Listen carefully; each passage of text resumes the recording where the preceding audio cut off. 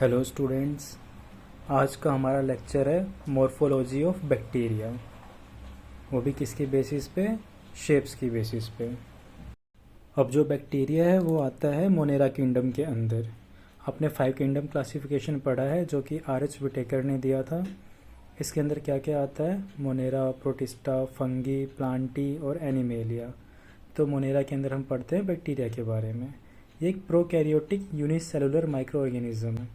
Prokaryotic मतलब जिसके पास true nucleus नहीं होता है, और यूनिसेलुलर मतलब सिंगल सेल ऑर्गेनिज्म है ये। मोनेरा का मतलब ही मोनोज और सिंगल सेल होता है। अब बैक्टीरिया की मॉर्फोलॉजी के अंदर हम क्या क्या पढ़ेंगे? उसके शेप के बारे में, साइज़ के बारे में, उसकी अरेंजमेंट के बारे में, और जो बैक्टीरियल सेल कंपोनेंट है उसके स्ट्रक्चर के बारे में हम इसमें पढ़ेंगे। अब बात करते हैं साइज़ ऑफ बैक्टीरिया की।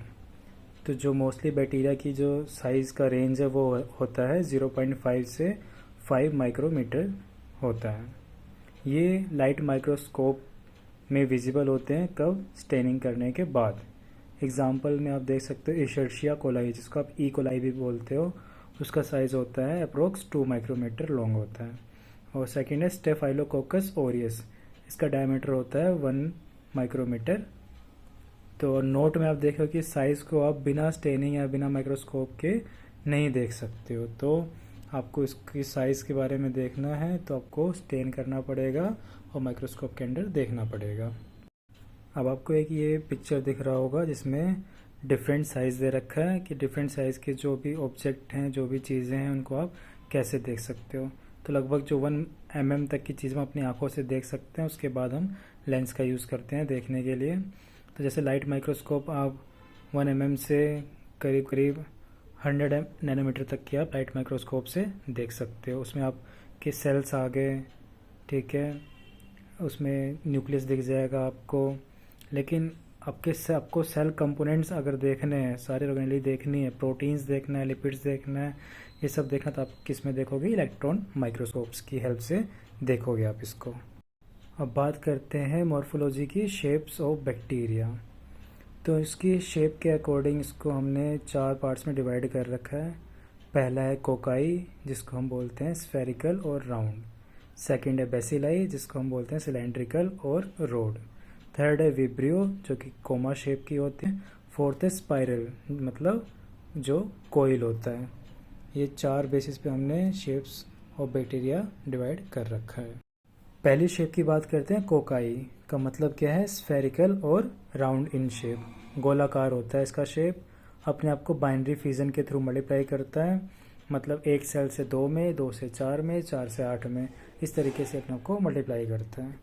अब हमने इसको और भी डिवाइड कर रखा है।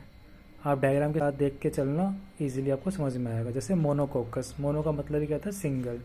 डायग्राम आपको दिख रहा है, मोनोकोकस सिंगल सेल। नेक्स्ट है डिप्लोकोकस, मतलब 2 सेल्स। नेक्स्ट है टेट्राकोकस, मतलब 4 सेल्स। फिर है सार्सिना, सार्सिना में होते हैं 8 सेल। ये 3D फॉर्म होती है, 4 आगे होते हैं 4 पीछे, तो एक 3D फॉर्म की तरह ये दिखता है। स्ट्रेप्टोकोकस चेन में लगे हुए होते हैं सेल्स, आपको डायग्राम में आसानी से दिख रहा होगा ये। और स्टेफाइलोकोकस जैसे अंगूर होता है, उसका गुच्छा होता है, उस तरीके से स्टेफाइलोकोकस होता है। ये कोकाई के स्फेरिकल के बेस पे हमने ये डिवाइड कर रखा है इसको। अब हम पढ़ेंगे बेसिलाई के बारे में। जैसे एक डंडा होता है, रोड होता है ना, उसी शेप का ये भी बैक्टीरिया होता है, स्ट्रेट और सिलेंड्रिकल होता है। इसको भी हमने आगे डिवाइड कर रखा है, जैसे आप डायग्राम में देख सकते हो, आसानी से समझ में आएगा। पहला है मोनोबैसिलस, मतलब सिंगल सेल। सेकेंड है डिप्लोबैसिलस, कि 2 सेल एक एक करके ऐसे जुड़े हुए हैं, तो ये डिप्लोबैसिलस। फिर है स्ट्रेप्टोबैसिलस, कि ये सेल जो है आपस में चेन में लगे हुए हैं।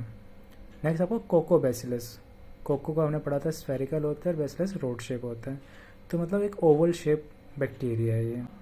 फिर है पेरिसेड बैसिलस, जैसे डंडे आपस में से जुड़े हुए होते हैं, आप देख रहे हो डायग्राम में, ये भी ऐसे ही जुड़े हुए हैं, ग्रुप में बने हुए हैं। नेक्स्ट शेप की बात करते तो है vibrio. Vibrio means comma shaped bacteria. ये कर्व रोड होते हैं, रोड होते हैं, आगे से कर्व होते हैं, ऐसे घुमावदार होते हैं, इसलिए हम इन्हें कोमा शेप बैक्टीरिया भी कहते हैं। मोस्टली ये ग्राम नेगेटिव होते हैं, मोटाइल बैक्टीरिया होते हैं और एक्वेटिक एनवायरनमेंट में प्रेजेंट होते हैं। लास्ट शेप है आपकी स्पाइरल, मतलब कोइल शेप बैक्टीरिया। जैसा आपका स्प्रिंग होता है ना, स्प्रिंग, वैसी शेप का ये होता है। इसको हमने दो टाइप में डिवाइड कर रखा है, स्पाइरेला और स्पाइरोचेट्स। स्पाइरेला होता है वो रिजिड होता है, और जिसका हेलिकल सेल है वो कैसे मूव करता है, एक्सटर्नल फ्लैजेला के थ्रू। आप देख रहे होगे डायग्राम में, इसके बाहर फ्लैजेला लगा हुआ है जिसकी हेल्प से ये मूव करता है। सेकेंड है स्पाइरोचेट्स, जो कि फ्लेक्सिबल होता है, थिन होता है, कॉर्क श्रू शेप का होता है। जैसे आपका पेचकस से आप जो पेच को टाइट करते हो ना, वो पेच होता है, उस शेप का होता है। अब इसमें इंटरनल फ्लैजेला होते हैं, इसलिए ये मूवमेंट किसके थ्रू करता है, एक्सियल फिलामेंट के थ्रू करता है। अब इम्पोर्टेंस की बात करें, शेप का क्या इम्पोर्टेंस है, तो ये आइडेंटिफाई करता है माइक्रो ऑर्गेनिज्म को कि वो कोकाई है, बेसिलाई है, विब्रियो है या स्पाइरल है। सेकेंड की ये स्पीसीज़ को डिफ्रेंशिएट करता है। थर्ड, डिजीज़ को डायग्नोज करने के लिए हमें शेप का पता होना बहुत ज़रूरी है।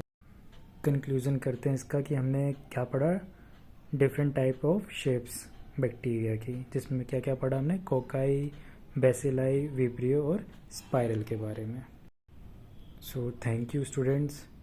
नेक्स्ट लेक्चर में हम पढ़ेंगे मॉर्फोलॉजी ही बैक्टीरिया की, लेकिन हम किसके बेस पे पढ़ेंगे, फ्लैजेला के अरेंजमेंट के बेस पे हम पढ़ेंगे उसको।